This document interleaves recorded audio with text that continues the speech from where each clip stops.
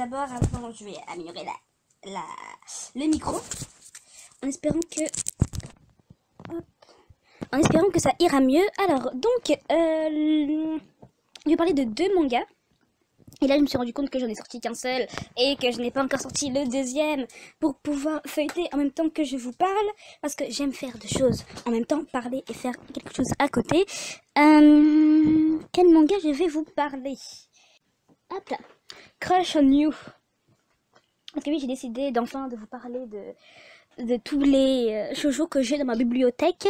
Et il faut bien commencer par il y en a un que j'ai fini, du coup, il y en a un que j'ai fini et un autre qui est en cours de parution, me semble, mais que je n'ai toujours pas continué. Je n'ai pas encore acheté la suite. Et ça ne saurait tarder. Donc le premier, c'est Le secret de l'ange. De qui? De Shiki Kawabata. Des éditions Akata. Alors, oh là, le synopsis il est assez long. C'est parti. Alors, lorsqu'elle était enfant, Asahi fréquentait la petite école de dessin de son quartier. Mademoiselle Yuki, professeure qui en assurait les leçons, fut assassinée dans d'étranges circonstances. Son camarade surnommé l'ange a été accusé du meurtre. Tensai. Non, je sais pas comment on dit ange. J'ai oublié, c'est pas Tensai. Tensa. Non, je sais plus comment on dit. Bref. L'ange. Donc son camarade surnommé l'ange a été accusé du meurtre. Mais Asahi, aujourd'hui, devenue lycéenne, n'a jamais accepté les conclusions de l'enquête. Aussi, quand un jour, en se rendant sur la tombe de son ancienne enseignante, elle rencontre Itsuki, le petit frère de cette dernière, ils décident ensemble de lever le voile sur les mystères qui entourent encore ce décès. Mais leurs intentions ne sont peut-être pas tout à fait les mêmes. Alors, que dire dans ce manga? Tout simplement qu'il est... il est beau à lire. Enfin... non, il est assez... C'est agréable à lire, c'est en 3 tomes. J'aime beaucoup les mangas des éditions Akata parce que vraiment, ils nous mettent des mangas assez poétiques, assez doux, assez... je sais pas, il y a un style qui se dégage des éditions Akata que j'adore, que vraiment j'aime bien, qui diffère des autres éditions de shoujo. Donc là nous avons eu suspense, art, souvenir, donc on a cette nostalgie, ce souvenir, c'est vraiment très doux à lire. C'est les dessins, bon là je vais commencer par les dessins, ils sont assez simplistes, mais ça fait son petit effet quand même. Bah, moi ça ne m'a pas gêné plus que ça. Sachant que le plus important évidemment c'est le scénario. Le dessin ajoute un effet, un style à l'auteur qu'on lui reconnaît bien, hein, au niveau des yeux un peu gribouillés, des yeux gribouillés, des personnages enfin dessinés, voilà, on ne sait pas complètement toutes les parties du corps. Je parle notamment du nez qui parfois n'est pas dessiné, mais vraiment c'est pas gênant en soi. Et c'est vrai que ça marche vraiment pour le côté enfantin, donc le côté où il y a des flashbacks qui nous ramènent quand ils étaient petits pour qu'on puisse comprendre ce qui s'est passé, etc. Et comme c'est un manga qui mise surtout sur les souvenirs et les flashbacks, le style de dessin il convient pour cette histoire. Du coup, moi ça me va. Ensuite, l'histoire en elle-même, qu'est-ce qui se passe, qu'est-ce qui arrive, qu'est-ce qui m'a plu, qu'est-ce qui ne m'a pas plu.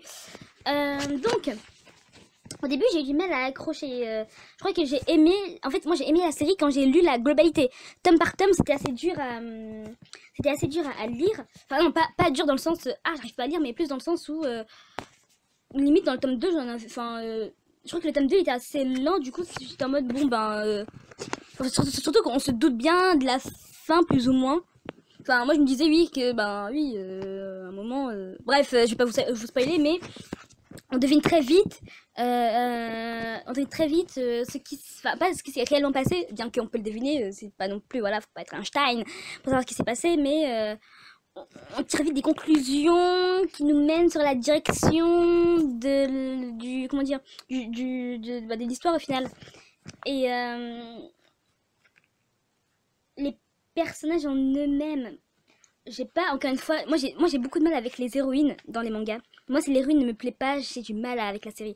Et là en l'occurrence l'héroïne, je ne l'aimais, enfin c'est pas que je l'aimais pas, c'était ni chaud ni froid, elle était là, bref.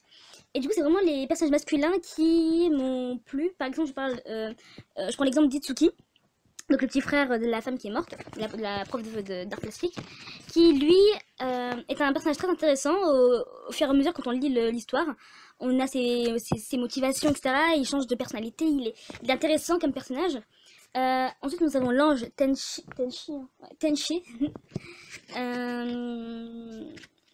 qui lui, je ne l'ai pas trop apprécié. Enfin après, il a son caractère qui s'est forgé à cause du passé. Même quand il était petit, il était aussi comme ça. Donc il est assez stoïque, il reste impassible, on va dire. Donc on a un peu du mal à le cerner, voilà. Mais bon, ça c'est des personnages comme ça, je n'apprécie pas trop. Je prends par exemple l'exemple de dans l'anime là que tout le monde aime bien, My Hero Academia. Et le personnage que j'ai apprécié le moins, par exemple, c'est Shoto Todoroki, parce que voilà, il est assez stoïque, un peu assez calme, assez voilà, il est pas que le personnage n'est pas intéressant. Enfin non, ça c'est si le personnage est intéressant lui-même avec son passé, etc., son évolution, etc. Mais je parle bien de son caractère à lui. Et c'est ce genre de caractère que je n'apprécie, enfin que j'aime moins que les autres, voilà. Sinon le personnage je l'aime bien, Tenchi, ça va, il est pas voilà, il est pas casse-couille. Tenji. En plus je crois que ah oui, ok, parce que ok, je viens de en fait quand je feuillete les pages là, du coup j'ai son nom et je pense que c'est pour ça elle a appelé Tenchi, du coup bref. Soit, mais bon, l'histoire du coup l'histoire en elle-même, elle est agréable à lire. Bon, niveau suspense, enfin faut pas abuser non plus, il y a d'autres mangas qui misent sur un plus gros suspense. Je dirais que c'est un suspense pour voilà, pour shoujo. Allez, et encore, il y a un shoujo. Je sais pas si je peux retrouver le manga sur internet, etc. C'était Life. Mon dieu, ce manga. Waouh. Et niveau suspense, enfin franchement, si un jour je le retrouve et que je me remets à le lire, là je vous ferai une vidéo dessus, mais là bon, je trouve pas. Mais bon, tout ça pour dire que niveau suspense, il y a mieux. Art, enfin ouais, c'est beau. Oui, il y a de l'art parce que les personnages parlent, enfin ils sont dans le domaine de l'art, etc. Et souvenirs pour les flashbacks, etc. Voilà, voilà. Donc en soi, le manga, je le valide. Il était agréable à lire. En plus, c'est 4 tomes, donc ça va, c'est pas long, c'est court. Et on passe à un bon moment dessus, donc je valide. Je mettrai pas de notes là-dessus parce que ben j'ai la flemme. Hein. Bref, on passe au manga suivant. Crush on You. De Shiro Kawakami. Des éditions Soleil Manga. Crush on You. Alors le synopsis. J'ai été larguée de la pire façon qui soit. Les garçons, c'est terminé. Du moins, c'est ce que je pensais. Mais ils s'immiscent dans mon cœur sans me demander mon avis. J'en ai marre des jolies filles. Tu es ma copine. Ce manga, je ne me souviens plus trop. Je vais vous faire une critique à la volée comme ça, parce que franchement, je l'ai vraiment pris comme ça pour juste histoire de parler de ce manga. C'était vraiment pour me dire, bon, j'ai pas parlé de ce manga qui est dans ma bibliothèque, donc go en parler. Mais sur le tas, là, j'ai totalement oublié, il ne m'a pas marqué plus que ça. Là, je feuillette un peu pour que j'essaye de m'en souvenir. C'est un gars un peu voyou qui sort avec une meuf à lunettes, une binoclarde, hein, comme ils disent dans les mangas, hein, toujours un binoclarde, alors que ce terme, on ne l'entend pas du tout dans la vraie vie, mais bref, ça m'a toujours fait rire hein, de lire le terme binoclarde dans les mangas, alors que dans la vraie vie, personne ne dit binoclarde. Qui dit binoclarde Ah, bref.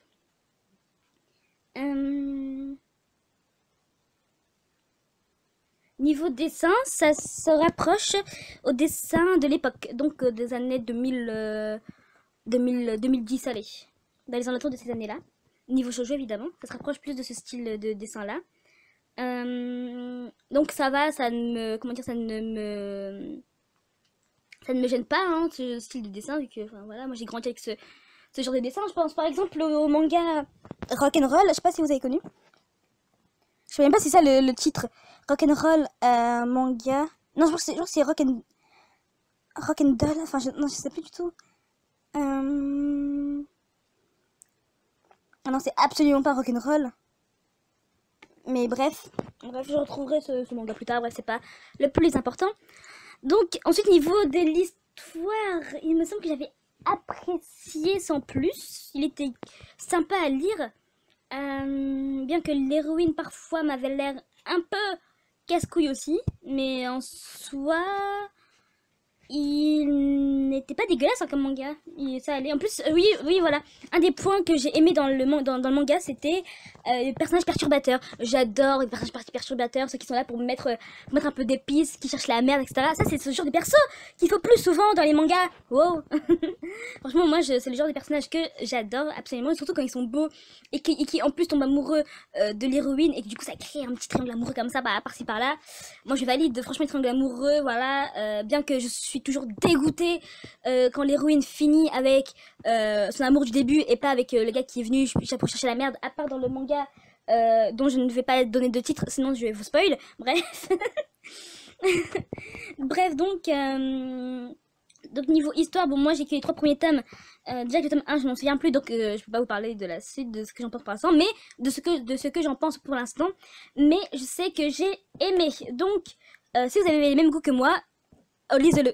La meuf qui essaye. Bref, ouais, si vous aimez un peu le style à l'ancienne, il n'y a pas de raison que vous n'aimez pas ce manga. Évidemment, ne confondez pas le style à l'ancienne et à l'ancienne comme avec Koifuru Colorful là, où c'est un style à l'ancienne mais que l'histoire est pourrie. Là, il me semble que l'histoire elle est cool, ça passe. Courez acheter ces 2 mangas, surtout le secret de l'ange que j'ai absolument adoré, bah, plus que Crush on You.